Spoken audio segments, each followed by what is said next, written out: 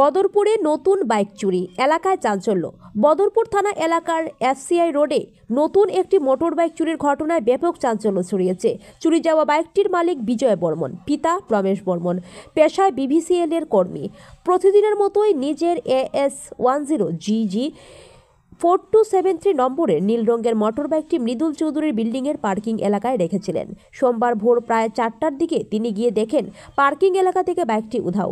রাতের অন্ধকারে অজ্ঞাত পরিচয় দুর্বৃত্তরা বাইকটি চুরি করে নিয়ে পালিয়েছে বলে ধারণা করা হচ্ছে। স্থানীয়ভাবে খোঁজাখুঁজি করেও কোনো সূত্র মেলেনি। ঘটনার পর বিজয় বর্মন বদরপুর থানায় একটি লিখিত এজাহার দাখিল করেছেন। পুলিশ ঘটনার তদন্ত শুরু করেছে। ব্যুরো রিপোর্ট, বদরপুর এনি। জি, কালকে রাত্রে আমার একটা বাইক চুরি হয়েছে যে আপনার ও জায়গা থেকে, যে বাজাজ পালসার N160, যেটা ব্লু কালার একটা আছিল, যেটার মধ্যে একটা মডিফাইড এক্সজস্ট লাগানি আছে।